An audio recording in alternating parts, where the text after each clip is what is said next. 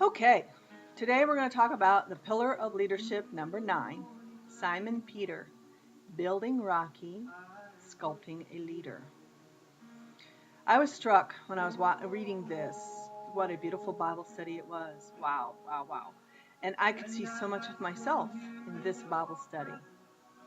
My heart has always been and will always be for God and His truth.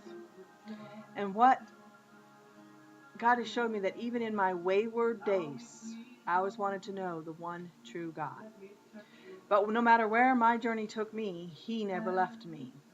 He watched over me even when I denounced Christianity.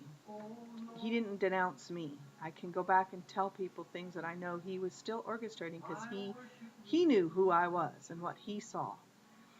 And He watched over me, and one day He knew one day I would have my eyes focused back on Him. He knew that I love the scripture that says nothing can pluck us from the God's hand, because even though we may think we throw ourselves right off the palm of God. We don't, because Jesus gave us the illustration that He leaves the 99 and goes after the one. And if it takes 16 years, He'd come back and get us.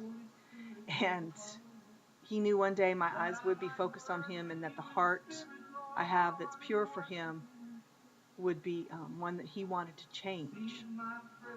And one by one, He's revealing things that I have thought about incorrectly, and He's changing my heart. And He gave me a name that means pure of heart and victory. And so He is doing what needs to be done to make my heart pure and victorious. And as I was reading through this pillar, I remembered a recent scenario in my life. I taught dance in an elementary school, and well, I'm going to back up a little bit. I know Father God brought me to Georgia. I'm from Albuquerque, New Mexico originally, and have been in Georgia for 12 years. And I know God brought me here, and that's another story. But part of it was He got me out of a career that I'd been begging Him to get me out of for years, and that's accounting. And it was very, very tormentuous the entire time I did it. And I'm not going to go into too much detail, but I know that part of who I am was disappearing and my strength was diminishing. And so I went back to school to become a teacher. I guess that's what I thought I had to do. I just was the only thing I thought I wanted to do. I didn't know what I wanted to do. Another long story that's going to be part of my book is how the enemy's kingdom stole dance from me. So that wasn't part of my thinking right then, was that I could do any dance. So I went back to school to become a teacher, and I became certified in business, which made sense because I had all this accounting background. And there I was teaching high school students, and back in this like pit of hell scenario. So I was like, oh, good grief, what am I supposed to do here, God? What's going on? And I heard the Holy Spirit tell me, I want you to get certified early childhood. And I was like, what? I don't have any background in early childhood. I'm not going back to school. What do you mean get certified early childhood? He said, take the test. I want you to get certified. I passed the test. That was a God thing. It's not an easy test to pass. My sister has a master's degree in early childhood. She did not pass the test. It was a God thing. So here I am with early childhood certification so I could teach children, young children. I'm like, what am I supposed to do with this? I don't know. Am I supposed to go teach computers to 5th graders? What? Well, the job in Columbus opened up as a dance teacher.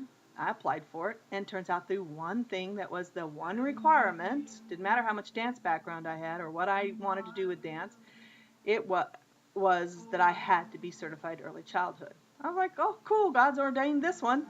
And I know He did. I know He ordained it. But what I'm getting to my point is I was back in public education, still the armpit of society.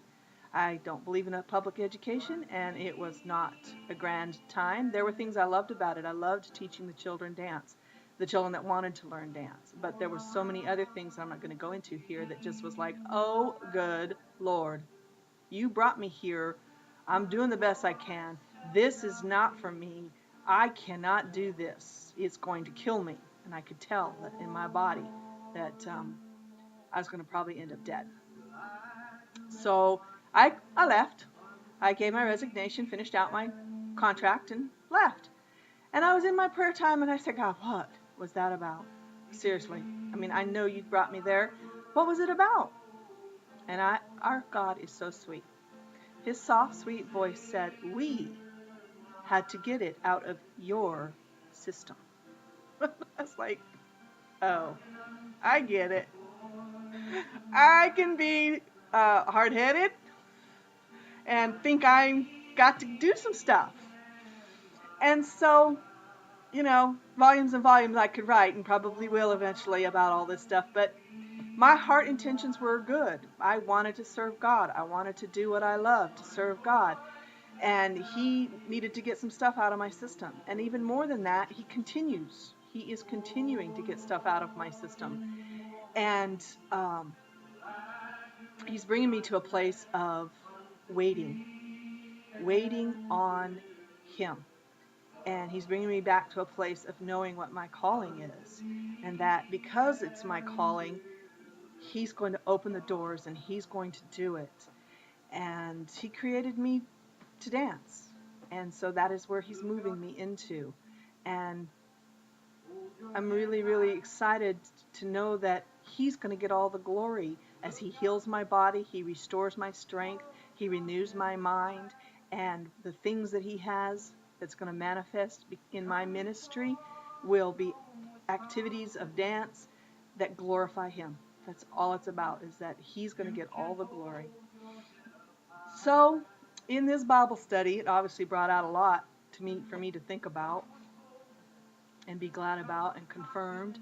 We're going to study this Bible study, and I'll probably share part of this testimony, and then I will pose the reflection question to them. As Jesus fashions you into his purpose, a leader, how do you respond in worship? And then give them time, and we'll work on it so they can. I feel like that's unfinished, but I guess it is because it's all I wrote.